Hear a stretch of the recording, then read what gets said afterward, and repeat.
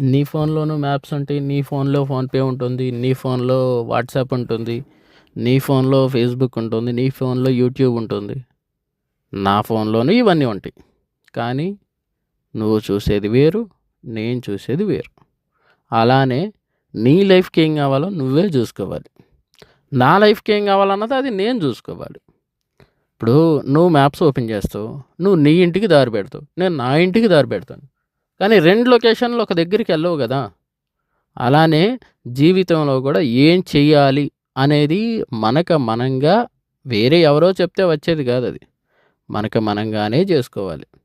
అంతే తప్పించి వాళ్ళు మ్యాప్స్ వాడుతున్నారు కదా! నేను కూడా మ్యాప్సే వాడతాను అని కూర్చున్నావంటే లాస్ నీకే. ఎందుకంటే నేను మ్యాప్ వాడతాను. అది నేను నా ఆఫీస్‌కెళ్ళడానికి, లేకపోతే నేను నా ఇంటికి వెళ్ళడానికి, లేకుంటే నేను నా ఫ్రెండ్స్ ఇంటికెళ్ళడానికి, లేకుంటే పార్టీ అక్కడికి వెళ్ళడానికి. నేను పెట్టే లొకేషన్, నేను వెళ్ళే టైం వేరు. మీరు పెట్టే లొకేషన్, మీరు వెళ్ళే టైం వేరు.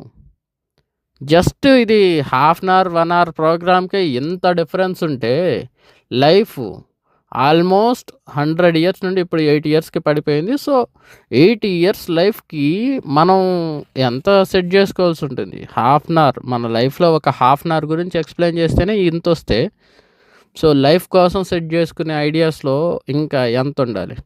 సో, ఎవరో చెప్పింది ఏదో అవి గావు. మీకేం గావాలి? మీకు ఏదైతే సరిపోతుంది. సో, ఈ పాయింట్‌లో ఆలోచించుకోండి.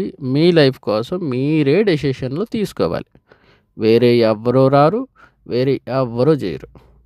కానీ మీరు గుర్తుపెట్టుకోవాల్సిన విషయం ఏందంటే, మీ లైఫ్ కోసం ఏ ఐడియా పర్ఫెక్టు, ఎలా చేస్తే మంచిది, మా లైఫ్ ఎలా ఎదుగుతుంది అన్నదానికి వేరే వాళ్ళ సలహాలు తీసుకోకండి. ఎందుకంటే, మీ సిట్యుయేషన్ ఏంటో, మీ పరిస్థితి ఏంటో మీకు మాత్రమే తెలిసిద్ది.